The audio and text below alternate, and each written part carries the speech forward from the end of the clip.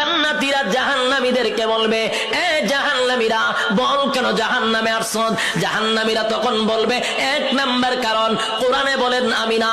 আল্লাহ তখন বলেন, ক্বালু লাম নাকু মিনাল মুসাল্লিন।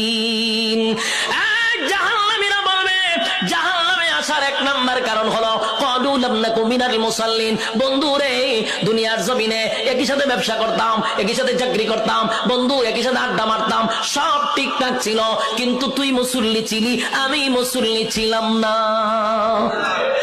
ক্বালু লাম নাকু মিনাল মুসাল্লিন, তুমি নামাজি ছিলা, আমি নামাজি ছিলাম না। তাহলে বলুন তো দেখি, জাহান্নামে যাওয়ার এক নাম্বার কারণ কি না পড়া? আরো জোরে, কি না পড়া? জাহান্নামে যাওয়ার এক নাম্বার কারণ হলো নামাজ না পড়া। ক্বালু